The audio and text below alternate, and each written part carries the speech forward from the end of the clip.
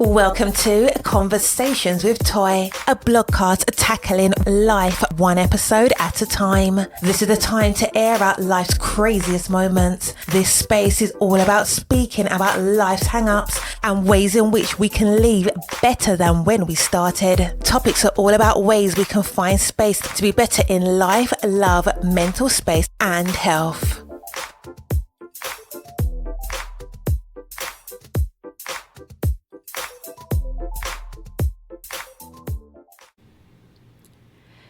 Today's episode is brought to you by Azuth.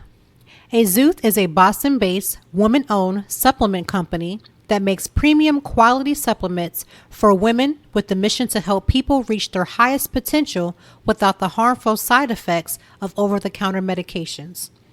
Their newest supplement, Boss Flow, is a PMS gummy that helps every woman be a boss no matter what day of the month it is. These little gummies are packed full of delicious blasts of strawberry flavor and powerful vitamins and nutrients to help soothe menstrual cramps, stop bloating, and balance out hormonal mood swings and acne symptoms that are often caused by periods. Trust us, we've heard these really work. Boss Flow is exclusively offering our listeners 10% off your next purchase by going to Amazon.com, searching for Boss Flow Gummies and using the code Boss Flow. That's code BOSSFLOW to get 10% off your purchase at checkout. You need to have an Amazon or Amazon Prime account to get these delicious gummies. Order Boss Flow, supplements for boss women on the go. Happy Friday. What an amazing week. I know I said amazing and I meant it. It has been, of course, it's always a long week. I don't think there's ever a time when there's not necessarily a long week, but it is what it is. And this week for me had its slow moments, but we got through it. There's a lot of great things happening. If this is your first time listening, my name is Toy, and I am obviously your host for today in my show. I want to welcome you. If this is your first time, please don't let it be your last. Come back, listen, review, share, subscribe, all of the things, because we are here to make sure we provide a great safe space for you. And we talk about things that a lot of people kind of shy away from, and that's quite all right because life kind of is messy at times, and we're here. So thank you for joining in, tuning in, listening in, all of the greatness, because again, we are here to surface you and just be a place for just great conversation. I have quite a lot to talk about. It's amazing how amazingly slowish this week has been, but there was a lot of fires that were being burnt this week. And listen, we got to talk about it because a lot of these things that are happening, believe it or not, they affect us. Whether you want to say that they affect you or not, I promise you they do. And so it's amazing how I'm just reading people's comments and things that's going on. And listen, life is coming at us hard. So let's just talk about a couple of things. So oftentimes, some people will slide into my social media. I don't necessarily have a special social media for Conversations with Toy. I don't feel that that's necessary. I am also a blogger. So if you would like to follow me on social media, you can follow me at Toy Time Blog. That's TOITIME blog. I'm there on all the social media things, Pinterest, Twitter, Instagram, Facebook, everything, right? So you can follow me there, and I do obviously post about the podcast, so slide on in there. So from time to time, I'll get people sending me messages saying things like, oh, what is your podcast go-tos? I have all the go-tos as far as my favorites. And then I also get questions like, how do I go about, like, what's my podcast ritual? I believe that most podcasters have their own ritual. For me, my podcast ritual is pretty simple.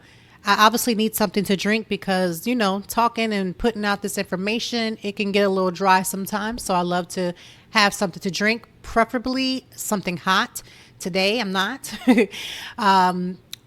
I have a cold drink from Starbucks, and you know what? Starbucks, y'all can come on here and sponsor this podcast. That's completely okay with me. But I am a Starbucks drinker, so today I have my Starbucks drink. I'm really excited about that. It's the new Kiwi Refresher. It's amazing. It's not too sweet. Has a little bit of a bite, a little bit of bitter to it. It's great. And I have to have a blanket because normally when I record, it's just freezing. I'm generally a very cold person. So I have my blanket, I have all of my equipment, and I have something to drink. My phone is always on silent, and I try to make it as quiet as I possibly can. But that is the ritual. It's very simple. Something to drink and stay comfortable. That is my ritual. But I enjoy doing this and putting this podcast together. It has been a dream of mine for quite some time. And so I'm glad to take it. I call it a blog cast because as a blogger, I feel like this is an extension of how I write into how I talk. So it's just a blog cast. A lot of people have been trying to take my words. It's mine. I'm about to coin that because blogcast is now my thing. So we're going to just keep that going. But this week has been a little strange. So I want to talk about Bill Cosby because I feel like at this point, I don't know any podcaster, any blogger, anybody that pretty much has a pulse is not talking about it. I was completely taken by shock, which I'm sure you and the rest of the world was as well, when our phone had got this huge alert and it's like breaking news, Bill Cosby's conviction is overturned or whatever, or vacated, I should say. And I was in utter shock. Let me tell you why. I think that we keep missing the premise that this is not a case of he said, she said, right? In normal cases, unfortunately, with sexual abuse, you'll have the victim who's stating that they were victimized, and then you have the perpetrator who denies it all. In this particular case, Bill Cosby was clear, and you can look it up yourself, where he states that he had given several women drugs and had sex with them. Now, his argument that has been consensual, but we have to also understand, if you're giving somebody something by which they cannot clearly and definitively make a decision, anytime drugs or alcohol or anything is put into play, especially when you're giving the victim drugs and alcohol, and specifically for them to be either calm or so that you can take advantage of them, it's automatically, by definition, rape. And so you can label it as sexual abuse. You can put all these different counts on it. It's still a violation. So when I'm reading the information stating that Bill Cosby clearly admitted out of his own mouth that he did this, and then his first few statements of him being out says, I have always maintained my innocence. Now, I know back in his time, people just considered that these things like giving women drugs was no big thing. But it's not been right then, and it's definitely not right now. If you give a person drugs, whether they're knowingly or not, and you take advantage of them, and you're not getting a clear consent, that is rape, right? Degrees of rape, sexual assault, whatever you would like to call it, it is still rape. It is still wrong. So my problem with Bill Cosby is you can't go into a deposition and say, I did these things, and then come out and say, and I maintain my innocence. Innocence and doing are two different things, and they don't exactly align together. So I have a problem with people who are rejoicing, excited. Yes, he's old, he can come out, and all these other things. I have a problem with that because his age and stage don't change his bad behavior. Like all of us, I myself have done things by which my stage, who I knew, my, affluency, my influence may have only got me so far, but I still had to take responsibility for the actions that I played in whatever that I've done, small, big, medium, all of it. And so it should not have changed for Bill Cosby. And I think the bigger issue is if you're able to have such a high profile case, have this standing, and I even read that he may even have the ability to then sue Montgomery County. Basically, he ends up getting not necessarily scot-free, but free-ish, because if you already had to put so much money out with civil suits and you're able to recoup even some of that back because of a mix-up, a technicality, I think that's wrong.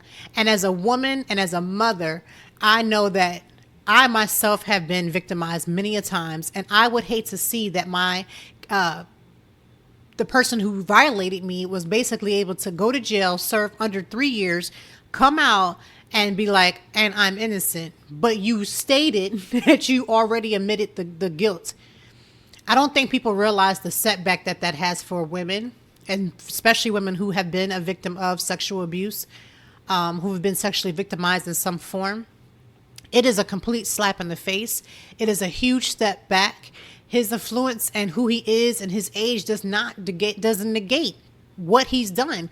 It's like if you were promiscuous as a young person, and however your age is, 20, 30, because you could be promiscuous all your life. It's up to you, right? When you get married, it doesn't all of a sudden negate the fact that you were promiscuous as a young kid or a young person or a young woman, a young man. Like, it doesn't clear it. So I need us to understand that just because he is stating that he believes he's innocent, and I don't know where he's basing that information from when he gave the deposition that said he did it. My problem is with him as well. His team, his team has been paid or being paid to do what they do. Everybody, my mom always told me, and it's not made, doesn't make it right, but if you get a good lawyer, you can get out of anything. So his law team is doing what they're supposed to do.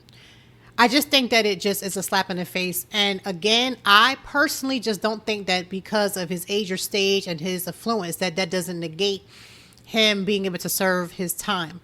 And I get it. He was in jail for under 3 years, and so he did some time. But the way that the case went down and just the way that it shook, if it was to the point where he was sentenced for 3 years and had served 2.5, that's different. It would be messed up that all the time he got, but he would have at least served. For him to have gotten a lot longer than that and then only have served a little bit of the time that he got and then had his sentence vacated, I think that is the slap, right? It's a slap. I agree that everyone should have their opinion. There are going to be some people who are in support and there are going to be some who are not. Felicia Rashad is getting drugged to no end. I don't remember, and it could just be my own personal memory. I've told y'all before, my memory is just like Dory. It's very, very small. I will forget something, lay my keys down, forget it. So I don't remember or recall if she had made a statement from my own personal memory, and I could be quite wrong. I don't remember her making a statement when he was sentenced. So I find it strange that she would have waited until now that he is out. And then I keep hearing things saying that this is justice because of him being black, and that how so many black men have gone to jail and have been, persecuted to no end. Meaning, like, for instance, as an example, you have a white man and a black man both did the same crime, and the white man goes to jail for a lot longer, but the black man gets a lot longer for, like, let's say weed. I 100% agree with that. I don't think that can be used in this case, because if he's admitted to doing these things, then what is the justice? What justice is he receiving? I kind of believe that people are still stuck on him being in the Cosby show. People are stuck on him when he was a philanthropist. We have to understand he was doing all of these great things, giving America great antidotes. He was giving us, things to aspire to. And even with all of these great things, he was still being problematic on the back end, right? There's a lot of people who have these great things that they have done and then have these demons that they fight that don't always align with the character that they project. And so that, to me, we have to look at that, because that means you're fully aware of your character that you're projecting. You know what's on the line, and you're willing to still take that chance. Right? At any time, he could have been arrested and had this go down when he was a lot younger, because from the things that I've read, there was several women who have come forward. And I've said this almost every podcast. Everybody is not telling the same lie. I stand by that. My mother has taught me that from a child, and everybody can't tell the same lie. So we keep continuously having this happen. He's admitted on record that he has done this. I honestly just don't understand how we're rallying behind him. He's 84, I believe, or about to be 84. I don't know what to say. I don't know what his level of, we always as humans are looking for a level when someone does something to say, I feel vindicated. I don't know what that's going to look like. Here on earth, it really looks like he is Tootsie rolling on a wink and a prayer and really out here, doing good with his life. He's able to do the things that he knows is not okay. He knows it's wrong and still, get away with it. So I don't know what that's going to look like for here on earth. I honestly cannot tell you. What I will say is, I just feel bad for the victims. I feel bad for the victims who spoke out and decided to come up. I feel bad for the victims who never spoke up and had this happen and are feeling empty. I feel bad for victims who are not a part of the Cosby case, who have been victimized by the court system. Because let me tell you something, as a female, let me tell you something right now. If you've never been victimized or had anything like this happen to you, you as a victim are put on trial. They will discard your character to the nth degree. When you go to get a rape kit, they take every inch of pictures and pretty much almost reviolate you all over again. It's not something that is to be happy about. People are saying, well, these victims got paid off. You don't understand the mental turmoil that it takes when you come up and you say somebody violated me, and the way that the system, in order to gather their information, to gather the information to go against the person who's violated you, only for them to basically get a slap on the wrist, probation or house arrest or something small. It's a very debilitating thing. And I feel like women of all people should understand that, because at some point we've had something. Unfortunately, there's a lot of women who's had a lot of things that's happened to them. So I don't understand women who don't get that.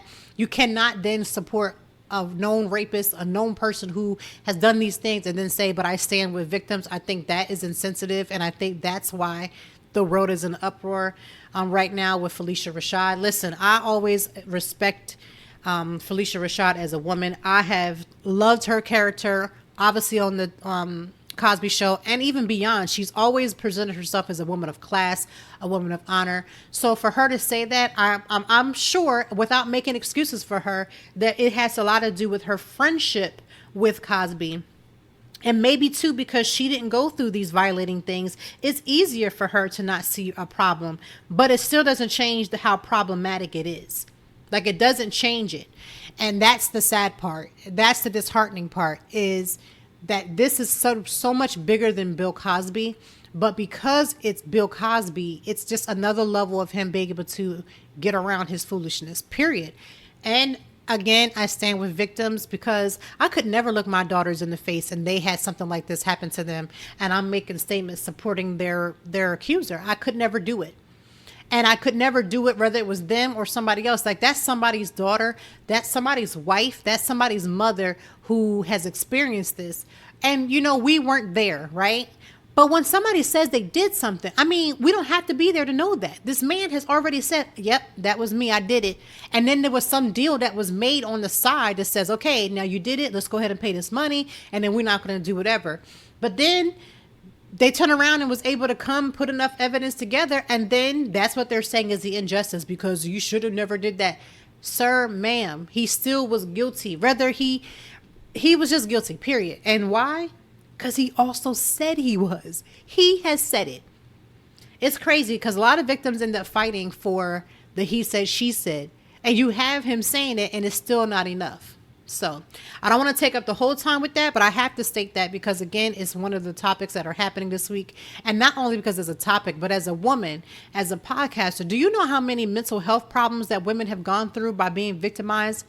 Do you understand how that works? Do you not understand when I talk about mental health care, and I'm talking about self-care, these are hard, traumatic situations that people need therapy for. I'm the hugest, biggest advocate of women and men, all people, getting therapy. And the amount of therapy, the amount of costs, and the things that goes down with that for the rest of your life, dealing with this traumatic situation. And even when the victims are getting to the point where they're like, okay, I can get past this, I can get through this. Guess what? They can't, because they get re-victimized again by the court system. And that's just the truth of it.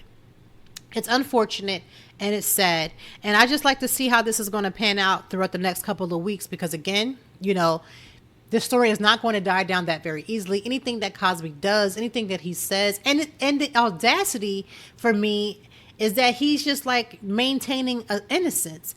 You can't, it's like, I know he's older, but it's like, did you forget you said what you said? Nobody in his team is even like acknowledging that. But I'm telling you right now, I read the whole thing myself, and it clearly states that he said what he said. So that, to me, is just a huge problem, but we'll just see how this goes. Last week, we talked about relationships and boundaries, specifically with friendships.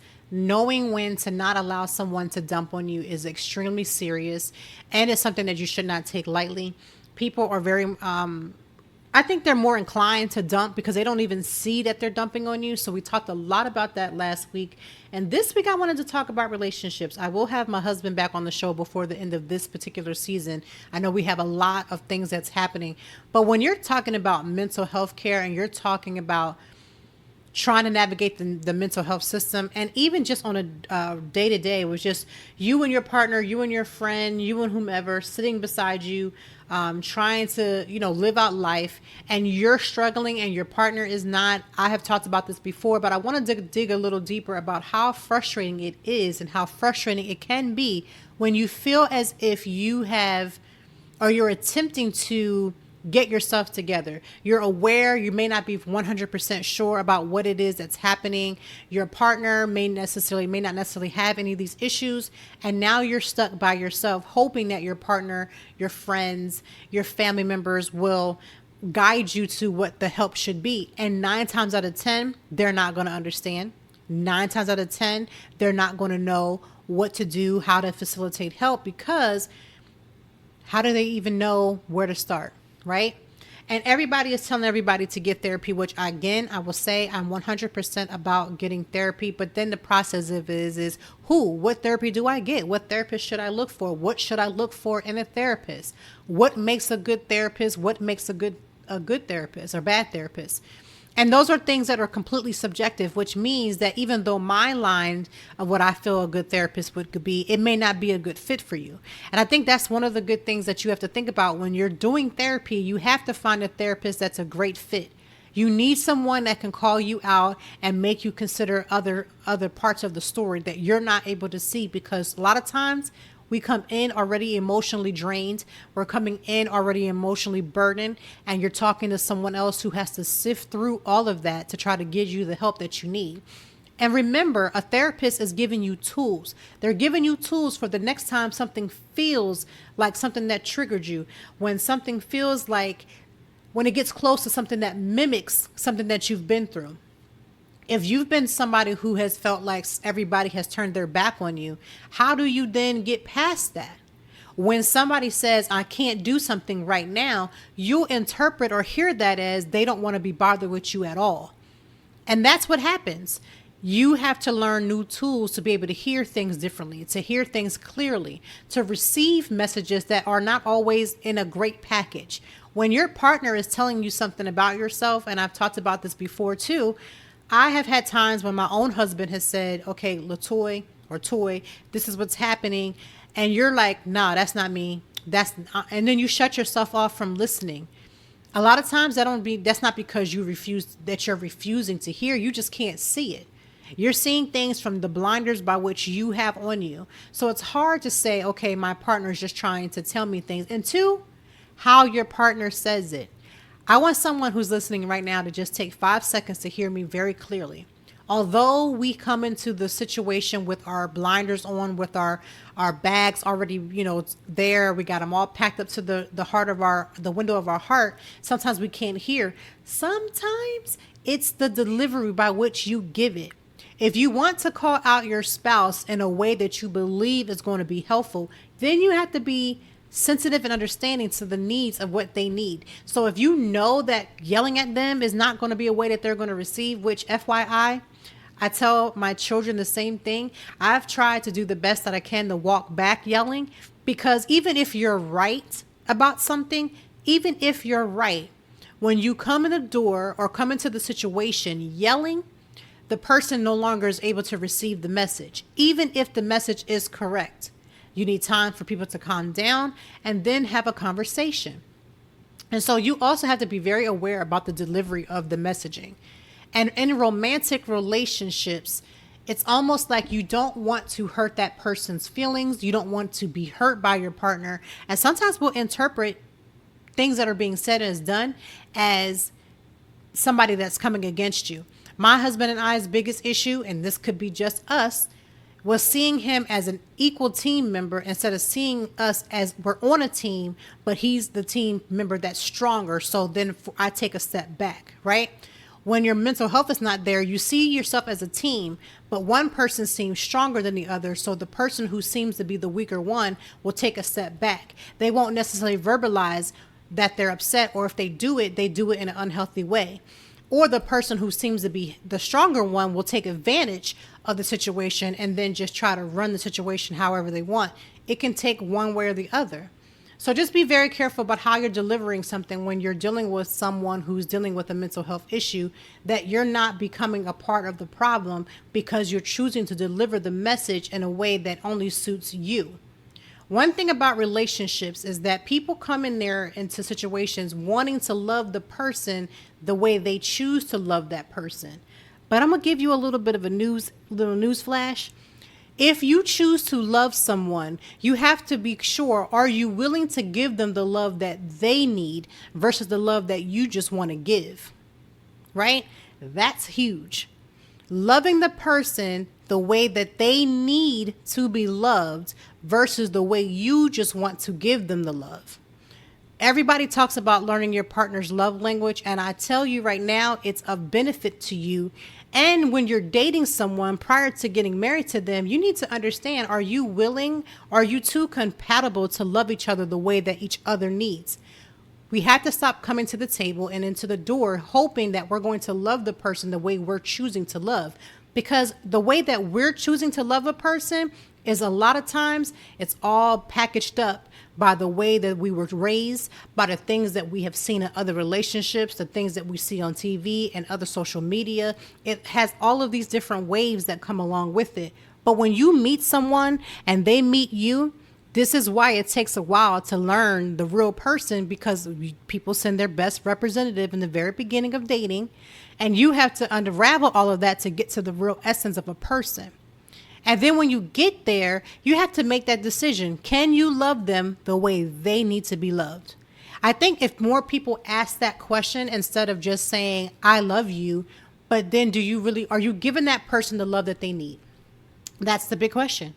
I know I wasn't giving my husband the love that he needed. I was giving him the love that I felt that he needed to get. But when you don't have authentic, clear conversations, everybody's just coming in there with just the I love yous. And I love yous is very cute, but I love yous they come with a lot of other things, other layers that you have to be really clear that you're okay with giving them that love that they need. So I just always want to preface that when we're talking about relationships, and this is also too with friendships. People change over the years. And people's needs also change over the years. You are not married to the same person that you married a year ago. You're not looking at the same person that you dated or married like 15 years ago. People are going through changes daily, monthly, yearly, weekly, all of those things.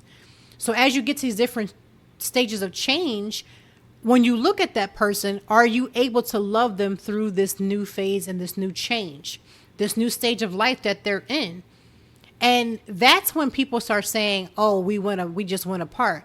It's because as the changes went down, there might have been less communication about how that love needed to be shown, how that love needed to be received.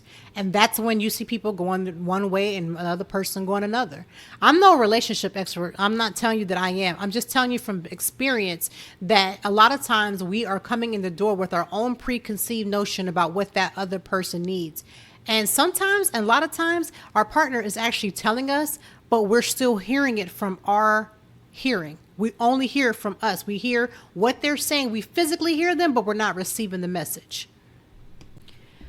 So I wanted to talk about social media accountability. And what I mean by that is when you are posting things, especially if you're posting, things about other people.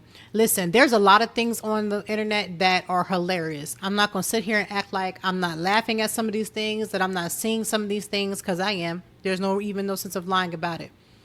But you have to make the decision that when you're showcasing something, especially when it's a person or someone you don't know, you have to be willing to also take responsibility for that. For instance, we were talking about Monique, almost 2 weeks in a row. Now Monique is at it again. She posted a picture of a plus size black woman who had on, it looked like a bonnet, shorts. They looked like pajamas. I'm not sure. It just wasn't a good look. I'm not posting that just so you can see what I'm talking about. You can go ahead and get on your Google, get on your social media, Bob. You can find it. So everyone is upset, and rightfully so. That woman did not have the opportunity to say that she wanted to be on there. Now, the other flip of that is, of course, when you go outside, this is a cell phone world. Everyone has a phone. They are going to record. So part of that too is if you're going to go outside, look in whatever way that you choose in a world of cell phones, video cameras, and the likes.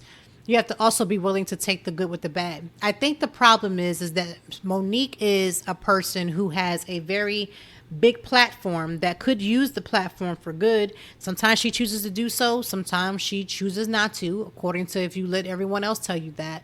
My issue is that young lady now, although it was just the picture of her from behind, there's somebody in this world that knows who that woman is. There's somebody who knows her, who now knows she's all on social media, looking the way that she looks. And again, that may have been her choice. She knew she was going out into the world, so she's out there with her bonnet on. She has her pajamas on. She looks a little disheveled. Again, her choice. And so now the question is, because it was her choice, is it a problem that she chose to go out there and someone snapped a picture? Should you be going out the door knowing that somebody may see you? When I was growing up, my mom was very serious about going outside looking a hot mess. That's what she would say. Don't go out here looking a hot mess. Put your hair together, put some good clothes on, because even if you go to the grocery store around the corner, you're most likely going to run into someone that you know. So that's how I grew up. I still operate in that because I'm okay with that. For me, I am not the type of person that you would just see randomly outside in my PJs or anything like that. It would have to be of a serious nature. And you know why too? Because there's too much loungewear that's mad cute for us to be out here doing that. But that's my choice. I have never made that choice everyone else's choice.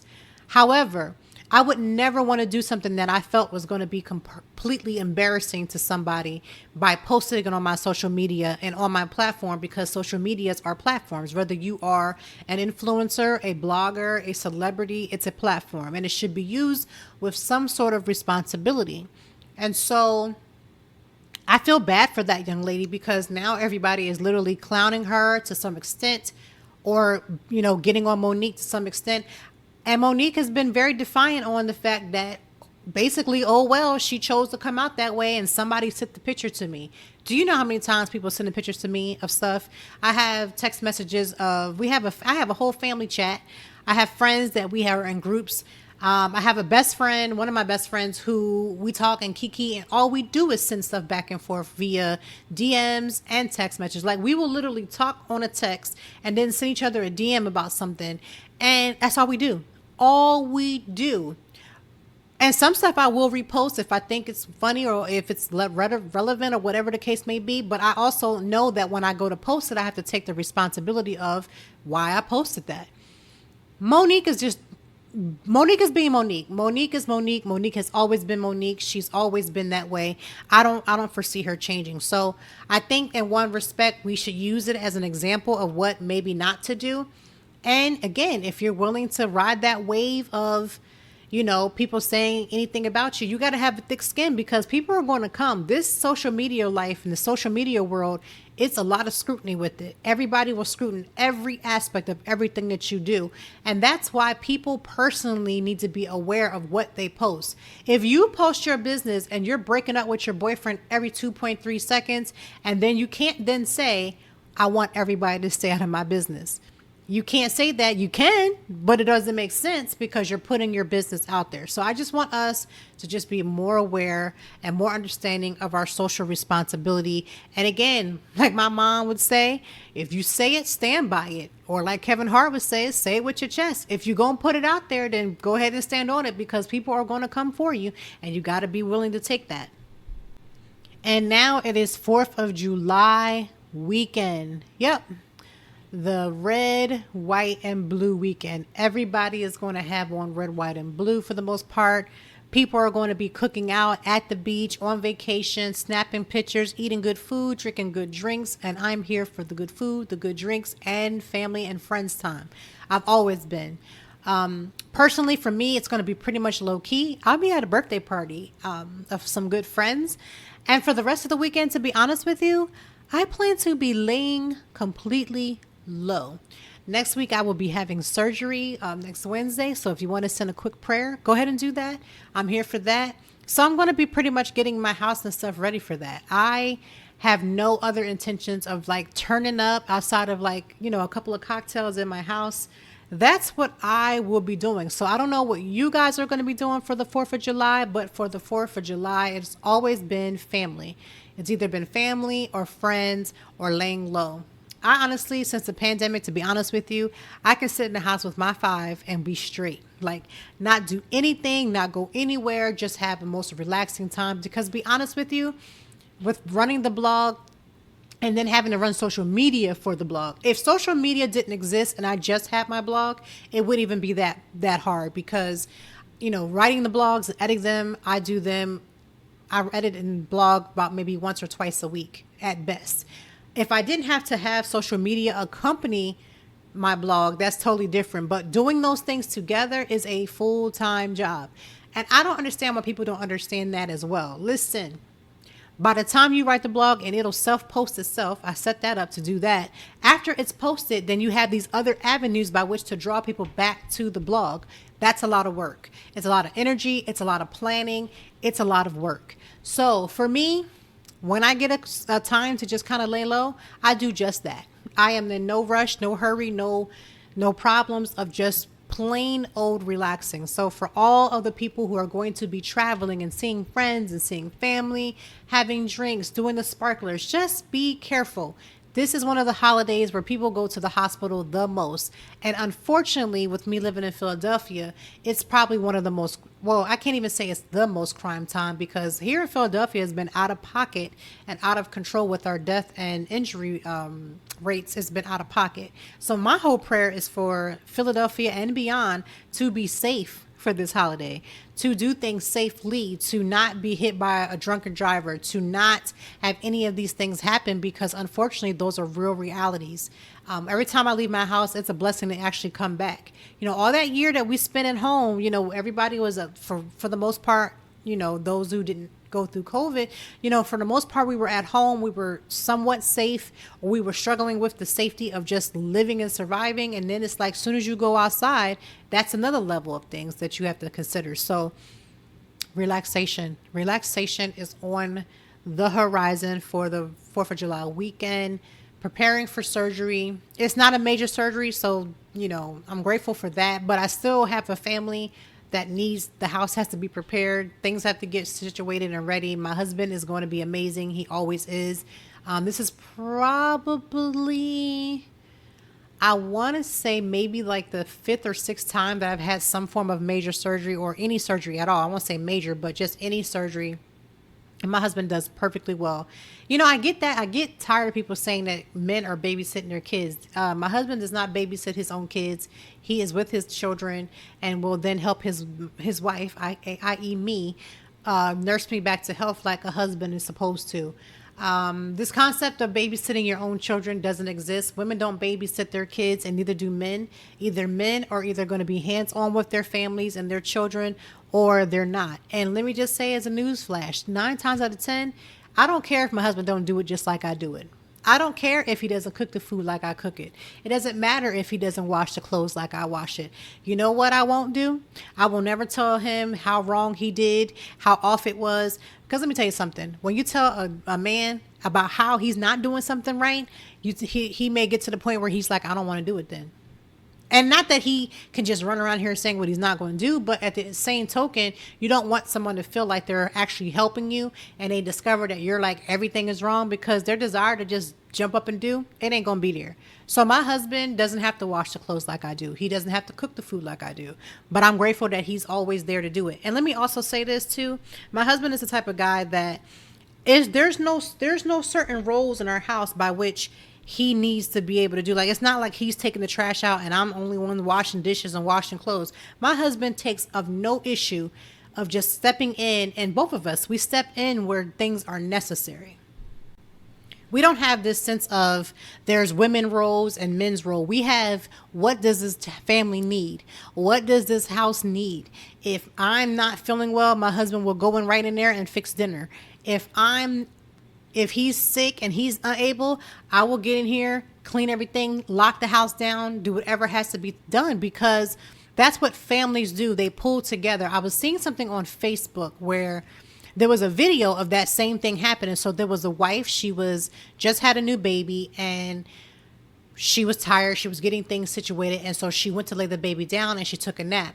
Well, while the baby was the wife and the baby was taking a nap, the husband got up and he was working from home. He got up and he cleaned everything that needs to be cleaned. And so when she woke up, everything was done. All the things that she didn't get a chance to do were done. And everybody in the comment section was like, oh my gosh, this is a man. We need one like that. And I'm like, Lord, what is happening? What is going on that this is a shocker? For me, it wasn't a shock. That's what happens in my house. We just didn't make a video about it, right?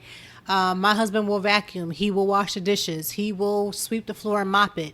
I will take the trash out. I will go run the errands. I will take care of whatever needs to be taken care of, because you are in a relationship, and a relationship shouldn't necessarily be 50-50. I believe it should be 100-100. And that means 100% of both people are giving 100% of the energy that is necessary to make the home run the way that it needs to run. I go out to events because I am a blogger and I'm being invited to different events throughout the city. My husband has no problem of taking care of making sure he's feeding his children, because again, he's not babysitting them. They belong to the both of us. He'll run me to the event and come home and take care of all the things, so that when I get home from the event, 9 times out of 10, the house is put together. And that's all that matters. Even if the house isn't put together, right? Even if the dishes weren't clean and things weren't always perfectly done that way, we are still two individual people who have come together and decided to be on the same team. And when you're on the team, when you see somebody that can't do or won't do, or maybe they're going through something and they're just in a rut, you just take up the slack. That's what a team does. You push off of each other's energy and you make it work. If we both want to win, which has always been our goal, for both of us to win, then sometimes when one is down, the other one is up. And that's even emotionally in our marriage. I have times when obviously I have my down moments and he has his, and I'm coming right there in the rear. Like, come on, I can encourage you to get back up. My husband, let me just go ahead and give him his 5 seconds, because he deserves it. He's been out here taking these walks and doing some jogging and really trying to get his health together. And I'm right there at that front door clapping, like literally clapping, like, sir, I see you. Congratulations. Do you. I'm here to support your health initiatives. I'm here to support your mental health. I'm here to support you doing well. And guess what? He does the same for me. He'll see me close a deal and be like, yes, high five that. Let's celebrate that. And we had decided, after so much turmoil that we've had in our marriage, and when I say turmoil, just so many ups and downs, because that's what happens in a marriage, and especially when you've been with someone for so long, we decided that we are going to celebrate everything, big or small. And we have made the decision to do that. I'm going to give you a secret that works for us. This may not work for you. When we start to celebrate the big and the small, I'm telling you right now, it sets the tone in our house. It sets the tone in our marriage, because everybody wants to feel appreciated, right? Everybody wants to feel like they're doing something well. And for us, when my husband does something, he closed the deal a couple of days ago, we celebrate those things because it matters. Somebody that's in your court, that's bigging you up, that's supporting you, that's loving on you, that sees you, and when you're in your good and your bad, isn't that not what people want? Isn't that not what people desire to have, is having that? There may be quite roads to get to that, and I'm not supporting struggle love and all that other stuff, but what I am saying is that is, at the end of the day, you want to come home to someone that's going to support your dreams. Tabitha Brown, we love Auntie Tabitha Brown. I don't know. We're kind of like the same age. And I don't know why I keep calling her Auntie Tabitha Brown, but I'll tell you why. Because, Southern women, they have that Southern vernacular. And for me, she sounds like one of my great aunts. To me, her voice physically sounds like an aunt of mine. And the tone by which she talks, as well as her wisdom, and the fact that she exudes, there's a lot of wise people that don't exactly exude wisdom. Like, they be keeping the wisdom within themselves, but when you see them, like they know better, but they don't always do better. When you see Tabitha Brown, at least the persona that we see online and on social media and just the things that she talks about, she exudes this wisdom that comes out even beyond just the mundane things. And so when I hear her, she sounds like an aunt. So that's why I call her Auntie Tabitha Brown. But one thing about one of my friends put me on to her. I had no idea she existed. Even as a vegan, I have been vegan for years, had never fully heard of her. Then I began to watch her videos of her cooking. And then from there, it went from that to this, she got the cookbook, she got this, she has that, she's on TV. She was just on Black Love, the series. And hearing her story and the things that she's been through, I resonate with that. See, when you have so many things go wrong in your life and then your life starts to pan out good because you're putting good into the world, you resonate with people who do the same thing because you know you've been there. And so when I hear her and you're hearing this wisdom that's coming from her, it's very soothing. For instance, if you have the Calm app, that's Calm, C-A-L-M, she tells bedtime stories. And it's really her sharing her story about her being in North Carolina with her family. But her voice is super soothing that I've actually gone to sleep listening to her stories. And this is not a plug for Calm, but they're more than welcome to sponsor as well. But with Calm, it's literally like an app that helps you relax, reset, as well as meditate. So I've been listening to it pretty heavily. And people get really up in arms about the way that she, I guess, delivers her messaging. She's pretty calm in how she handles things. Now, her and Wendy Williams said something about basically her relationship because Tabitha decided to retire her husband from working with the LAPD. Now, when you hear their story on Black Love, then it makes more sense. So if you haven't or you've never seen, you don't have to be Black to watch it. But Black Love, they discuss their relationship and the things that they've been through, the heartaches that they had been through, the times they struggled and was broke and just, kept going. He really has supported her in her dream. And so now that her dreams are coming to fruition, she wanted to retire her husband. Now, Wendy Williams, we all know the story about her and her husband, her ex-husband, and the things that she's been through. So she was trying to, I guess, nonetheless give her, want to say like premonition, like don't do that because when you do, they turn on you. I don't know if her husband is going to turn on her. I don't know. No one knows that, right? But what I do know is that there's no way, like my husband, there's no way I could care less about what somebody thought about me if I decided to say to my husband, don't work because I got it. I really wouldn't care. And to be honest with you, he wouldn't care either because we and my husband know the struggles that we've gone through, right? We know the things that it took to get to a certain place. So for Tabitha and her husband, that works for them. Wendy Williams had a really rocky relationship. Her husband, I think from when I watched the thing, was their story was that he was mentally and emotionally abusive and even physically at some times. He also controlled everything that she did. He set all of the deals. Tabitha's husband is not her manager at all. Tabitha has actually been represented by one of the biggest companies in the world, one of the ones that everybody wants to be represented by. So there's a lot of differences, and I get Wendy's intentions, but some people, it just, that's what they choose to do. And listen, I can't talk about Tabitha's marriage as far as what I know about them. I can only go by what they put out, and they're putting out the fact that, listen, we were out here in these streets trying to make things work with their young family. Me and my husband, we're out here trying to make things work all the time with our young family. It is very real when you're trying to build together. A lot of times when you're in relationships and they don't work, you come from a place of feeling really, not necessarily bitter. I won't say it bitter, but you're more cautious. And so for me, I would say my level of understanding my husband and my personal level of saying that I'm in support of my husband doing whatever he needs to do. When I get to that level, it's just going to be what it's going to be. Now, if my husband decides to do whatever, I still won't be able to go on record and say that he did me wrong as far as how we got to that place. But if he chose to go astray, he chose to go astray. Listen, I can't hold my husband's situation. I can't hold him all around the city and the world. If some point he is away from me and decides to do something, I'll get to that point and deal with it at that point. But I can't basically stalk my husband 24/7, hoping he's not going to do something wrong. And I think we have to get to that point where we really trust. And although trust does bring the level of pain that if somebody breaks that trust, it's just going to be what it's going to be. And I just pray that God would help those who get to that point. But I see nothing wrong with a wife saying, my husband has been 100% supportive, and now I'm going to go ahead and support him. I just don't see it. Some of the things that I do for my own mental health, and I want to say these are just suggestions that I think work for me. They may or may not work for you. I've been very candid about making sure that I do some form of self-care.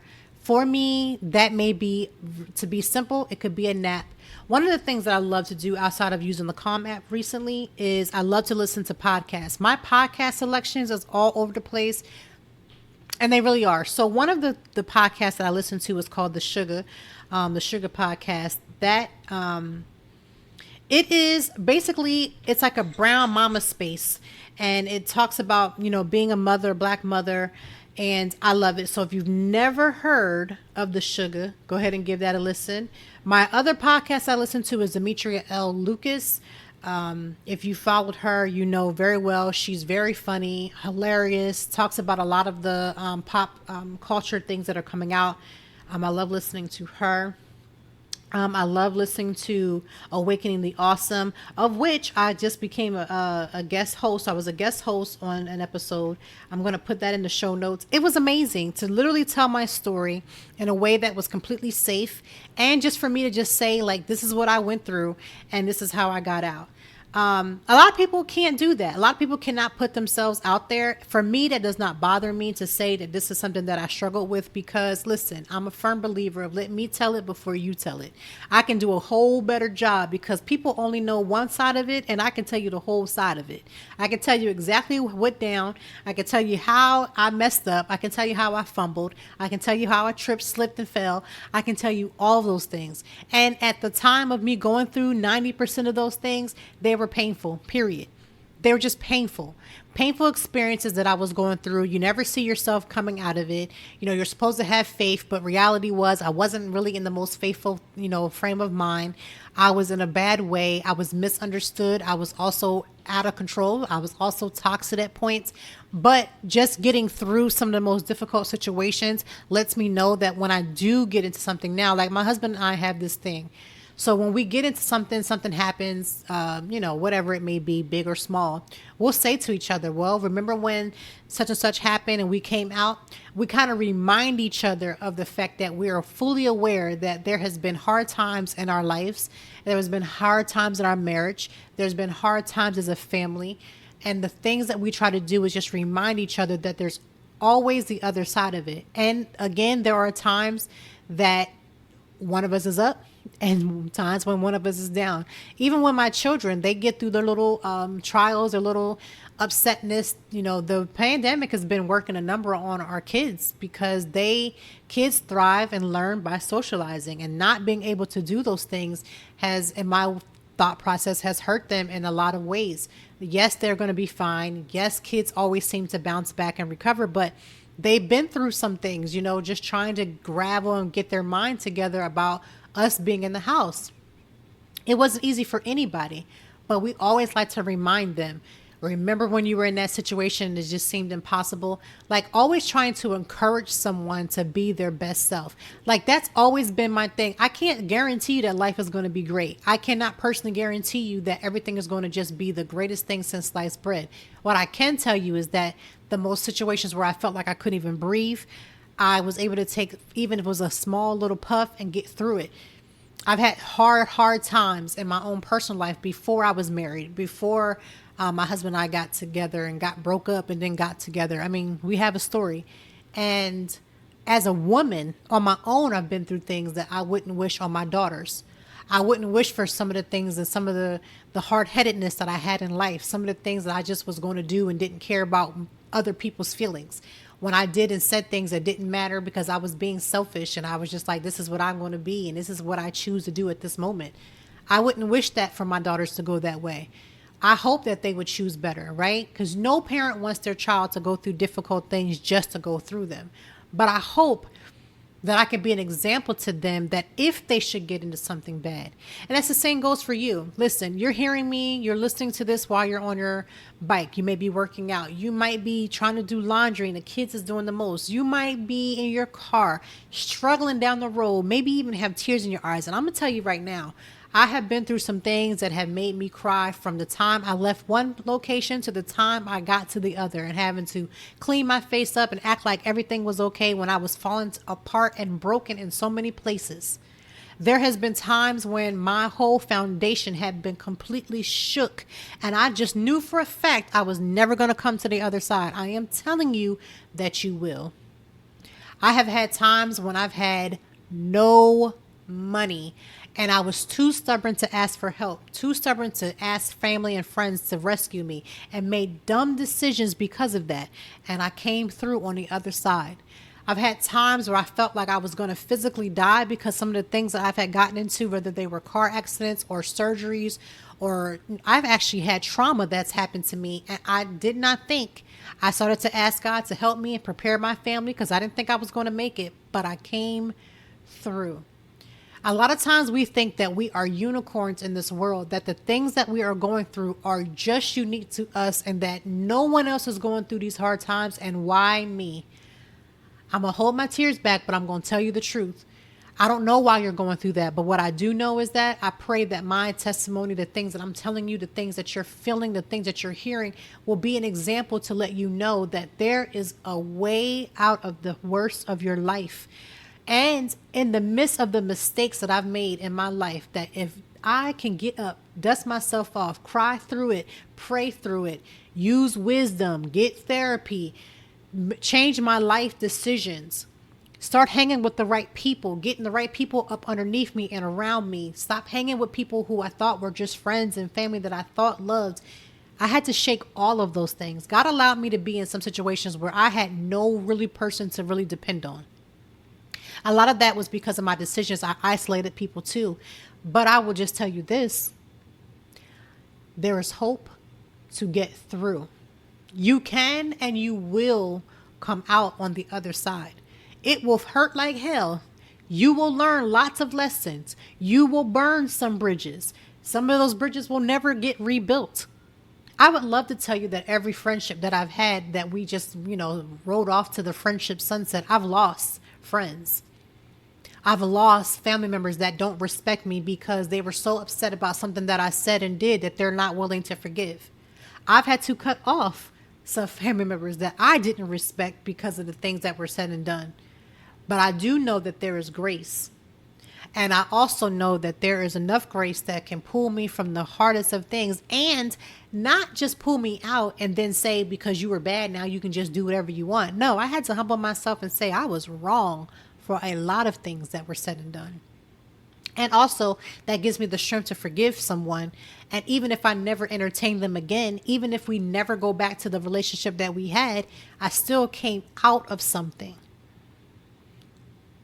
One of the hardest things when you're by yourself, is someone who's listening to this that doesn't have a boyfriend, doesn't have a husband, doesn't have a girlfriend, doesn't have a wife, is that feeling of isolation, that feeling of when will it ever be my turn? If you've had a bad relationship, a bad divorce, and you're like, what is it about me that attracted somebody to do these things to me? Sometimes it's just about not looking at those red flags. Sometimes it's just a lesson that needed to be learned. Maybe you'll come out and you'll find Prince Charming and Princess, and this thing will just ride off into the wind. But maybe you'll just get really real about the things that are just genuinely important to you. We romanticize some things that maybe shouldn't be. Because sometimes there may be things that we really need to just get through so we can learn some things and then move along with our lives. And you can be single, and you can be okay with being single, and you can go get these passports, and you can on your passport stamps, and you can really travel, and you can do all those things. But for me, I wish that anybody, whether you're with someone or you're by yourself, that you would be happy and whole. I have been in a relationship with my husband for many years. And these last few years after doing the work, I have finally felt like I was happy and whole, that I love my husband, but I can be whole and happy with or without him. Right? Not that I wouldn't be devastated, but being whole and happy with another individual, it's a beautiful thing. because you hear things differently when you're happy and whole with another person. A lot of things that you keep just highlighting and high-fiving is because you're not happy or whole. And so you allow certain things to happen and to continue because you feel like this is supposed to be how it goes. But when you get happy and you get whole, you hear differently. You see differently. You don't put up with a lot of different things because you know better.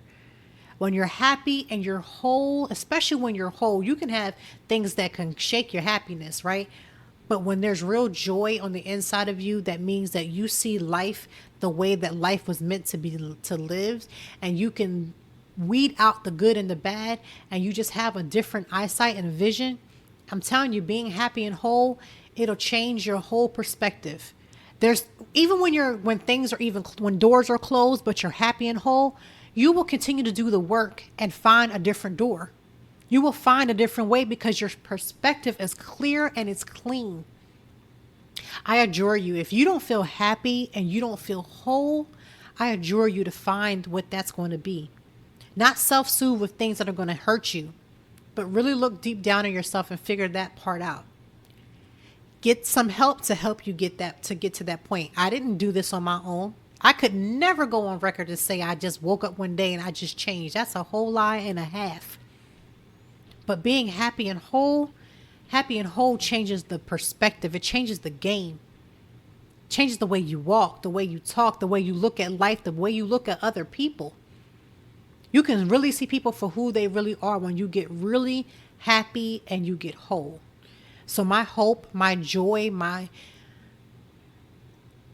prayer, or whatever you would choose to use for you, is for you to be happy and whole.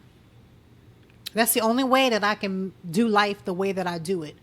It's not because I'm on some false positivity. It's just I choose to be happy and whole. And guess what? That's a journey. You don't just get happy and whole and just ride out. You have to continue to be happy and whole. Then when things happen, you got to heal those parts. If you don't heal it, I promise you it's not going to go away. It's going to come back in a different form. That's why you can date somebody and find them in another person, because you never got happy and whole from the last person you were dating or seeing. You got to get happy and you got to get whole. I will see you next Friday. We have a guest. I will be announcing that guest on social media. So remember, follow me on Toy Time Blog so that you can see who that guest will be. She's an amazing, dynamic woman. I cannot wait for you to hear her. She is absolutely everything and plus. So I will see you next Friday. Enjoy your long anticipated weekend. I know I personally will. Have a great weekend. Do whatever makes you happy in retrospect. Find out what that true happiness is.